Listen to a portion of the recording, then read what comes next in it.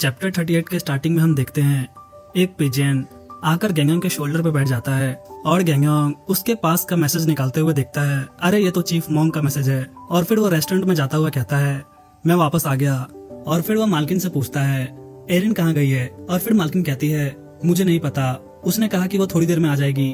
तभी रेस्टोरेंट के अंदर कुछ कस्टमर आते हुए दिखाई देते हैं और मालकिन कहती है, मैं किचन संभालती हूँ और तुम कस्टमर को देखो। फिर गैंगयोंग को उस पिजन को देखकर याद आता है और वो मालकिन से कहता है, ओ नो, चीफ मोंग वापस से भूख हड़ताल करने वाले हैं। फिर मालकिन कहती है, कोई बात नहीं, उस मैसेज को फाड़ दो। और वो आगे कहती है, कस्टमर की भीड़ आने वाली है और तुम्हें लगता है मैं ये सब अकेले संभाल सकती हूँ? जब तक एरी वापस नहीं आती तब तक सारे डिलीवरी ऑर्डर कैंसिल कर दो। फिर सीन शिफ्ट होता है चीफ मोंग की ओर, जहाँ पे हम देखते हैं उनके कुछ डिसाइपल्स दरवाजा खटखटाते हुए कहते हैं, प्लीज दरवाजा खोलिए, हमें डर है कि आप उपवास करने से बीमार पड़ जाएंगे। फिर चीफ मोंग चिल्लाते हुए कहते हैं, फास्टिंग कोई खेल नहीं है, दूर हो जाओ तुम लोग यहाँ से। फिर उनके डिसाइपल्स कहते हैं, प्लीज हमें माफ कर दीजिए और हमें और इजियर तरीके से सिखाइए, क्योंकि हम अभी आपके उन गहरे शब्दों को समझने में असमर्थ है। फिर चीफ मोंग कहते हैं, तुम लोगों ने कब से मेरे शब्दों पे काम करना स्टार्ट कर दिया? मैं उसका अर्थ नहीं बताने वाला, तुम्हें उसको खुद सोचकर समझना पड़ेगा। फिर वो सारे डिसाइपल्स आपस में ही बात करने लग जाते हैं, लेकिन उनकी बातें कुछ ज्यादा इंपॉर्टेंट नहीं है, इसीलिए मैं उसको स्किप कर रहा हूँ। तभी चीफ मोंग चिल्लाते हुए कहते हैं, आखिर तुम लोग अभी तक बाहर कर क्या रहे हो? भाग जाओ यहाँ से। तभी उनका एक डिसाइपल कहता है, कम से कम ये खिचड़ी तो ले लो। फिर चीफ मोंग कहते हैं, मैंने कहा चले जाओ यहाँ से। फिर चीफ मोंग गुस्सा होते हुए कहते हैं, मुझे बिलीव नहीं होता कि मुझे फ्यूचर में अपना पोजीशन इन पैथेटिक डिसाइपल्स को सौंपना पड़ेगा। और फिर चीफ मोंग पीछे देखते हैं जहाँ पे वो कबूतर मैसेज लेकर वापस आ गया होता है और वो मैसेज पढ़कर उन्हें ये तो समझ में आ जाता है कि आज उन्हें रेस्टोरेंट से खाना नहीं मिलने वाला। और उसके बाद उनका हृदय परिवर्तन हो जाता है और फिर वो अपने डिसाइपल से कहते हैं, तुम लोगों के लिए एक गुड न्यूज है, मैं तुम लोगों को सिखाऊंगा, लेकिन वापस से ऐसा नहीं होना चाहिए। लेकिन उनको बाहर से कोई भी रिस्पॉन्स नहीं मिलता। फिर वो कहते हैं, जवाब दो, लेकिन फिर भी उनको कोई रिस्पॉन्स नहीं मिलता। फिर वो कहते हैं, क्या वो लोग सच में चले गए? फिर सीन शिफ्ट होता है जंगलों के बीच, जहाँ पे हम एरी और उस लड़के को देखते हैं और वो लड़का कहता है, आखिर येलो स्टोन विलेज अब यहाँ से कितना दूर है? फिर एरी कहती है, बस थोड़ा सा आगे। फिर वो लड़का कहता है, मैं आपका ये एहसान कभी नहीं भुला पाऊंगा, अगर आप मुझे अपना नाम बता दें तो मैं वादा करता हूँ। तभी एरिन चिल्लाते हुए कहती है, तुम बोलना बंद करो और देखो आखिर तुम खड़े कहाँ पर हो। और वो उस खाई में गिरने ही वाला था। फिर एरिन कहती है, अब तो मैं तुम्हारे ऊपर से एक सेकंड के लिए भी अपनी आंखें हटा नहीं सकती। तभी एरिन को एक बूढ़ा आदमी आवाज देता है और वो कहता है, एरी, क्या ये तुम हो? आखिर तुम यहाँ पर बाहर कर क्या रही हो?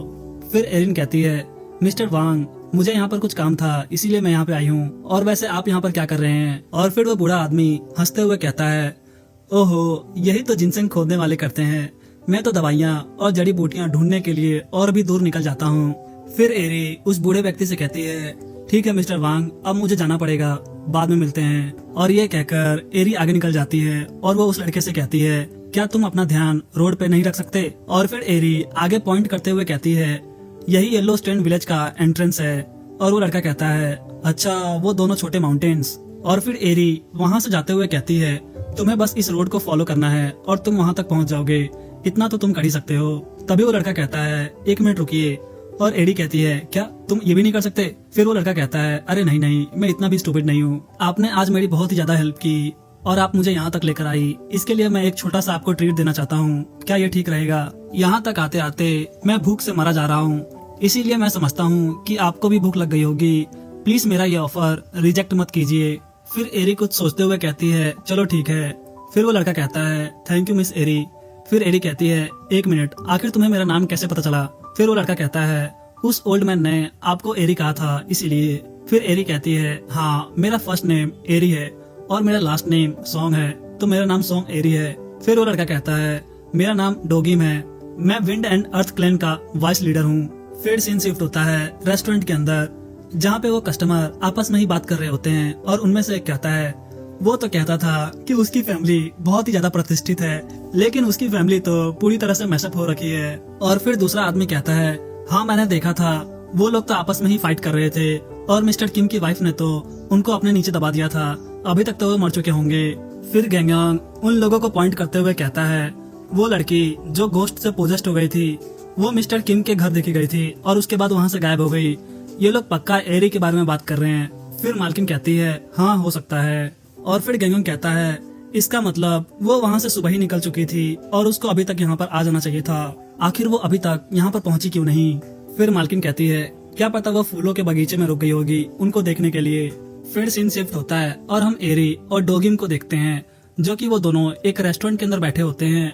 और एरी कहती है वो सेवियर जिसने उन एसेसन से तुम्हारी बहन की जान बचाई उसने खुद को रूड कहा। और डोगिम कहता है हाँ तुमने सही कहा। फिर एरी गेंगेंग के बारे में सोचते हुए कहती है इसने जो भी बताया वो उसके ऊपर फिट बैठता है, लेकिन रूड नहीं ये वो नहीं हो सकता, यहाँ तक कि उसका नाम भी सेम नहीं है। फिर हम डोगिम को देखते हैं जो एरिन को बहुत ही ध्यान से देख रहा होता है और फिर वो शर्माते हुए कहता है हम जस्ट अभी मिले हैं लेकिन मुझे नहीं पता कि आपको ये कैसा लगेगा, लेकिन मुझे लगता है कि मैं आपके प्यार में हूँ। और ये सुनते ही एरी उसके ऊपर थूक देती है और फिर डोगिम हंसते हुए कहता है अरे मैं तो मजाक कर रहा था, क्या आप मजाक नहीं करती?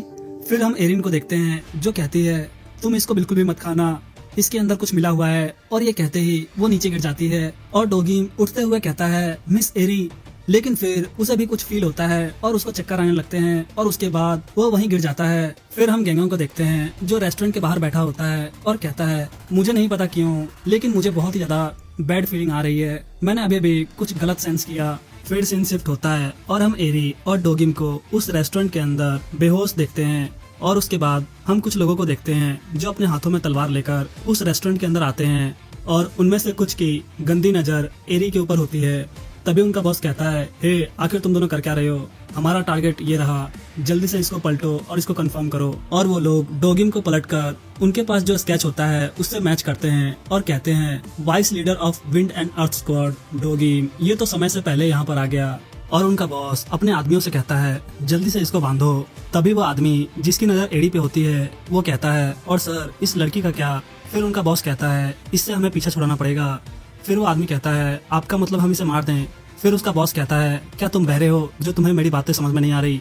तभी वो आदमी कहता है लेकिन बॉस हम जब भी किसी लड़की को पकड़ते हैं हम तो उसके साथ। तभी उसका बॉस कहता है अभी इन सब चीजों के लिए हमारे पास टाइम नहीं है। और तभी बॉस से दो आदमी टकराते हैं और बॉस नीचे गिर जाता है और वो उठते हुए देखता है कि उसके दो लोगों को किसी ने मार दिया होता है। और वो देखता है धीरे धीरे डोगिम उठ रहा होता है और ये देखकर वो सारे चौंक गए होते हैं। और डोगिम कहता है वो मेरी होने वाली फियांसे है, इसीलिए तुम सब अपने गंदे हाथ उससे दूर रखो। और ये कहने के बाद डोगिम लड़खड़ाते हुए एक टेबल के पास जाके गिरता है और खांसते हुए वहाँ पे उल्टी कर देता है। तभी वो बॉस कहता है आखिर तुम लोग देख क्या रहे हो, जाओ और उसको पकड़ो। और उसके बाद वो गुंडे डोगिम को पकड़ने जाते हैं और उनमें से एक कहता है आखिर तुम अभी तक खड़े कैसे हो? जिस अमाउंट में हमने तुमको स्लीपिंग पिल्स दी थी उससे तो एक बड़ा सा भालू भी कई दिनों तक सोता रह सकता है। अच्छा यही होगा कि तुम हमारे सामने अपने घुटने टेक दो। और इसके बाद हम डोगिम को देखते हैं जो हाँफ रहा होता है और तभी उसको कुछ फील होता है और वो कहता है नहीं, अभी बाहर मत आना।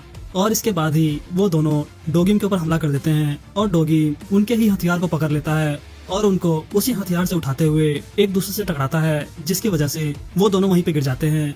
और डोगिम उनके बॉस से कहता है तुम्हारे पास इतने लोग नहीं हैं जो मुझे हरा पाए, तुम्हें तो मुझे हराने के लिए डजन भर लोगों को लेकर आना चाहिए था। तभी हम देखते हैं उस बॉस के पीछे जो आदमी होता है वो एक सीटी बजाता है और उस रेस्टोरेंट के अंदर डजन भर से ज्यादा लोग आ जाते हैं। और डोगिम कहता है मेरा ये मतलब नहीं था, चलो छोड़ो, अब तुम लोगों ने मेरे सामने कोई रास्ता नहीं छोड़ा है, लेकिन फाइट से पहले मैं तुम लोगों से एक क्वेश्चन पूछना चाहता हूँ। मैंने सुना है यहाँ पे एक ग्रुप है जो खुद को सन एंड मून स्क्वाड कहता है, क्या ये तुम ही लोग हो? और ये सुनते ही उन सभी का बॉस कहता है मार दो इसे। और हम डोगिम को देखते हैं जो फाइट करने के लिए पूरी तरह से रेडी होता है। फिर सीन शिफ्ट होता है रेस्टोरेंट की तरफ जहाँ पे हम गेंगों को देखते हैं जो उन कस्टमर को बाय बोलकर अंदर जा रहा होता है।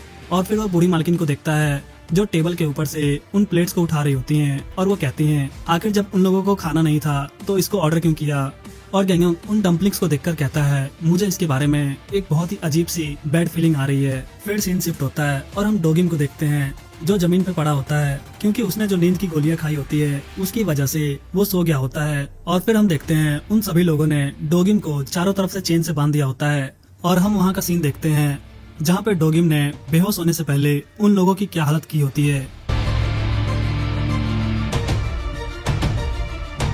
और फिर हम उस बॉस को देखते हैं जो डरते हुए कहता है आखिर इतनी सारी स्लीपिंग पिल्स खाने के बाद ये सब कैसे कर सकता है? तभी वो दूसरा आदमी कहता है शायद इसीलिए इसको स्टील लाइन कहते हैं। और वो बॉस कहता है आखिर वो लोग इस राक्षस को जिंदा पकड़ने के लिए कैसे कह सकते हैं, कहना आसान है लेकिन करना नहीं, अगर क्या हो इसने गोलियां नहीं खाई होती तो। और वो आगे कहता है और आदमियों को लेकर आओ ताकि हम इन दोनों को अपने बेस तक ले जा सकें, और याद रखना उन सभी आदमियों के पास हथियार होना चाहिए, क्या पता ये रास्ते में कहीं जग जाए तो। फिर वो आदमी कहता है सर क्या हम इस लड़की को भी ले जाने वाले हैं। फिर उनका बॉस कहता है क्या तुमने मेरी बातें सुनी नहीं क्या, अगर ये लड़की उसकी फियांसे हुई तो ये हमारे कुछ काम आ सकती है। फिर हम उस बूढ़े व्यक्ति को देखते हैं जो आराम से पानी पी रहा होता है, तभी उसकी नजर उन गुंडों के ऊपर जाती है और वो कहता है हे भगवान अब इस बार इन लोगों ने क्या कर दिया। और उसके बाद उसकी नजरें एक लड़की के ऊपर जाती है जो कि वो गुंडे उसको लेकर जा रहे होते हैं, और वो समझ जाता है ये तो एरी है। और इसके बाद वो अपना सारा सामान पैक करके वहाँ से निकल जाता है रेस्टोरेंट की तरफ। हम उसे देखते हैं जो पहाड़ों से होता हुआ जा रहा होता है, तभी हड़बड़ाहट में उसका पैर वहाँ से फिसल जाता है और वो पहाड़ों के नीचे गिर जाता है। फिर सीन शिफ्ट होता है पहाड़ों के बीच जहाँ पे हम सन एंड मून स्क्वाड का बेस देखते हैं, और फिर हमें उनके लीडर का रूम दिखाया जाता है जहाँ पे एक आदमी आता हुआ कहता है सर हमने जो टीम भेजी थी वो वापस आ गई है। फिर वो लीडर कहता है क्या तुम्हें यकीन है कि वो विंड एंड अर्थ क्लैन का वाइस लीडर है। फिर वो आदमी कहता है जी सर, उन लोगों ने उस पिक्चर से उसको कंफर्म किया था। और फिर वो आदमी उस लीडर को वो हथियार देता हुआ कहता है यह वही हथियार है जिसको डोगिम यूज करता था। और हम देखते हैं उस लीडर के पीछे एक और आदमी खड़ा होता है और वो लीडर कहता है वेल मुझे नहीं पता था कि वो यहाँ तक इतनी जल्दी पहुँच जाएगा, कितना लापरवाह आदमी है। फिर वो आदमी कहता है सर वो अकेला नहीं है, उसके साथ एक लड़की भी है और वो उस लड़की को अपना फियांसे बता रहा है, मैं उसको भी अपने साथ लेकर आया हूँ लेकिन मुझे नहीं पता कि हमें उसके साथ क्या करना है। फिर वो लीडर कहता है उन दोनों को सेपरेट रूम में रखो और मेरे अगले ऑर्डर तक का वेट करो। फिर वो लीडर अपने पीछे वाले आदमी से कहता है फियांसे। फिर वो पीछे वाला आदमी कहता है हो ही नहीं सकता, उसके पास कोई फियांसे नहीं है, वो लड़की जरूर उसके रास्ते में मिल गई होगी, शायद इसीलिए वो यहाँ तक इतनी जल्दी पहुँच पाया, और जितने कम लोग इस मामले में इन्वॉल्व होंगे उतना ही अच्छा है, इसीलिए उस लड़की को मार दो। और इसके बाद हमें डोगिम का एक पास्ट दिखाया जाता है जहाँ पे हम देखते हैं डोगिम अपनी लाठी लेकर अपनी बहन के सामने खड़ा होता है और डोगिम के सामने एक जंगली सुअर उसी की तरफ दौड़कर आ रहा होता है, और ये देखकर डोगिम अपनी आंखें बंद कर लेता है। और इसके बाद उसके चेहरे पे खून के छींटे पड़ते हैं और वो अपनी आंखें खोलकर देखता है वो सुअर आधा कट गया होता है और डोगिम के सामने उसका भाई खड़ा होता है और वो कहता है मैंने कहा था ना मुझे फॉलो मत करना, ये जगह बहुत ही ज्यादा डेंजरस है, लेकिन तुम तो मेरी बात ही नहीं सुनते, तुम लिटिल ट्रबल मेकर। और अपने भाई को देखकर डोगिम खुश हो गया होता है।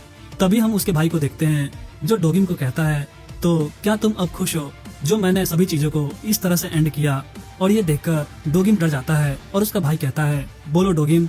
और ये सब देखकर डोगिम बहुत ज्यादा डर जाता है और डोगिम की आंखें खुल जाती है और वो खुद को एक जेल में बंधा हुआ पाता है और वो कहता है आखिर मैं हूँ कहाँ। तभी हमें उस आदमी को दिखाया जाता है जो अपने लीडर के पास से आ रहा होता है और वो उस गार्ड से पूछता है क्या वो अभी तक सो रही है, और वो गार्ड कहता है हाँ, क्या वो ये चाहते हैं कि तुम इसे उनके पास लेकर जाओ। फिर वो आदमी कहता है नहीं, वो ये चाहते हैं कि हम इसे मार दें। फिर वो गार्ड कहता है क्या हमें विंड एंड अर्थ क्लैन के वाइस लीडर की फियांसे को मार देना चाहिए। फिर वो आदमी कहता है क्या फर्क पड़ता है, ये तो एक ऑर्डर है, अब जल्दी से गेट खोलो। और उसके बाद गेट खुलता है और हम एरी को देखते हैं जो कि बेहोश वहीं पे पड़ी होती है, और हमें उन दोनों को दिखाया जाता है जिनकी गंदी नजर एरी के ऊपर होती है। और वो कहता है उन्होंने तो मुझसे ये कहा ही नहीं कि इसको कैसे मारना है। फिर सीन शिफ्ट होता है रेस्टोरेंट की तरफ जहाँ पे हम देखते हैं वही बूढ़ा आदमी रेस्टोरेंट तक पहुँच गया होता है और हम उसे देखते हैं जो खून में सना होता है और अंदर आते हुए कहता है एरी। और ये सुनते ही वो बूढ़ी मालकिन जिस टेबल को साफ कर रही होती हैं वही उठा के उसके ऊपर मारती हैं और कहती है आखिरकार मैंने एक भूत को देख ही लिया। और फिर गैंगोंग उस बूढ़े आदमी को देखता हुआ कहता है ये तो कोई भूत नहीं है, ये तो मिस्टर वांग है जो जिनसेंग और जड़ी बूटियों को ढूंढते हैं। फिर बूढ़ी मालकिन कहती है मिस्टर वांग ये यहाँ पर इतनी रात को क्या कर रहे हैं। फिर गैंगोंग कहता है ये अच्छा नहीं है, इनकी पल्सेस धीरे धीरे कमजोर होती जा रही है। फिर वो बूढ़ी मालकिन मिस्टर वांग को देखते हुए कहती है आखिर इन्हें हुआ क्या है। फिर गैंगोंग कहता है मुझे नहीं पता, मुझे तो लगता है किसी ने इन्हें गोश्त समझकर इनके सर के ऊपर टेबल मार दी।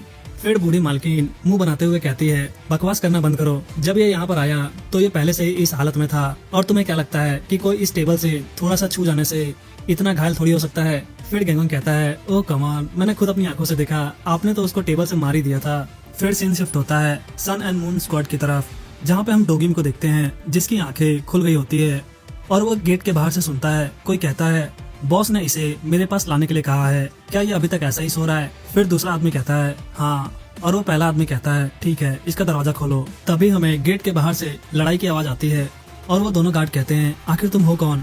और इसके बाद वो आदमी उन दोनों गार्ड को मार देता है और वो अपनी तलवार लेकर गेट के अंदर आता है और वो डोगिम से कहता है डोगी। फिर डोगिम देखता है और ये उसके अंकल होते हैं और वो कहता है अंकल आप। और फिर उसके अंकल उसके हाथ की रस्सियां खोलते हुए कहते हैं मैंने समझाया था ना कि ध्यान से रहना, खुद को देखो किस हालत में हो, सच बताओ तुम्हें कहीं चोट तो नहीं लगी। फिर डोगिम कहता है नहीं मैं ठीक हूँ, मैंने आपका उस मीटिंग प्लेस पे पूरे दिन वेट किया लेकिन आपने मेरे से कांटेक्ट तक नहीं किया, जिसकी वजह से मेरे से रहा नहीं गया और मैं यहाँ पे चला आया, मुझे माफ कर दीजिए।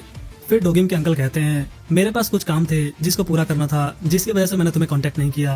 फिर वो कहते हैं मैं ये सारा चीज तुम्हें बाद में एक्सप्लेन कर दूंगा, अभी हमें यहाँ से बाहर निकलना चाहिए, क्या तुम खड़े हो सकते हो। फिर सीन शिफ्ट होता है और हम एरिन को देखते हैं जो वो अभी भी बेहोश होती है और उसके सामने वही दोनों आदमी खड़े होते हैं और वो दोनों एरिन को गंदी नजरों से देख रहे होते हैं और उनमें से एक एरिन का ऊपर का कपड़ा फाड़ता हुआ कहता है जिनके पास पैसों का बैग नहीं होता वो आमतौर पर अपनी कीमती चीजें कपड़ों के नीचे रखते हैं, देखते हैं इसने अपने कपड़ों में क्या छुपा रखा है। और जैसे ही वो एरिन के ऊपर का कपड़ा फाड़ता है उसे एरिन के गले के पास बहुत सारे अलग अलग पेपर लिपटे हुए दिखाई देते हैं और वो कहता है आखिर ये है क्या। तभी वो दूसरा आदमी कहता है लाओ मुझे देखने दो, अरे ये तो तालिस्मान है। तभी वो पहला आदमी कहता है तालिस्मान, ये तो काफी डरावना है, इसे फेंक दो। फिर वो दूसरा आदमी कहता है पता नहीं ये कैसी औरत होगी जो इन चीजों को अपने पास लेकर घूम रही है।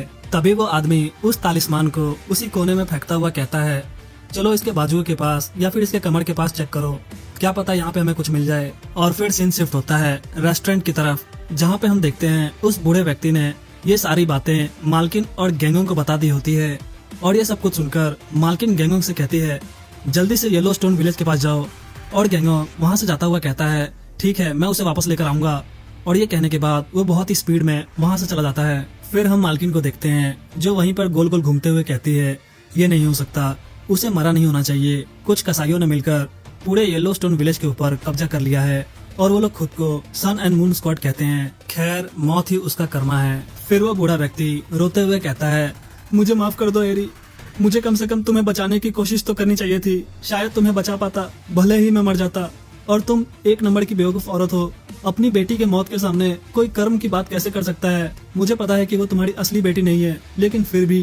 तभी वह बूढ़ी मालकिन उस बूढ़े व्यक्ति पे चिल्लाते हुए कहती है आखिर तुम बोल क्या रहे हो, किसने कहा कि एरी मरने वाली है, ये तो वो सन एंड मून स्क्वाड है जो आज खत्म हो जाएगी। गैंगंग उसे बचाने नहीं उसे वापस लेने गया है। फिर वो बूढ़ा व्यक्ति कहता है मुझे समझ में नहीं आ रहा है। और फिर मालकिन कहती है तुमने ही तो कहा था कि एरी किडनैप हो गई है, क्या तुमने ये नहीं कहा था कि एरी को कुछ लोग बांध कर कहीं लेकर जा रहे थे। तभी वो बूढ़ा व्यक्ति कहता है हाँ मैंने ऐसा कुछ कहा तो था। फिर मालकिन कहती है यह तो अजीब बात है, उसके साथ कुछ भी नहीं हुआ, भले ही वो ऐसी हालत में थी। अगर गैंगोंग उसको वहाँ से लेकर टाइम पे नहीं निकला तो आज पूरा येलो स्टोन विलेज भूतों का घर बन जाएगा।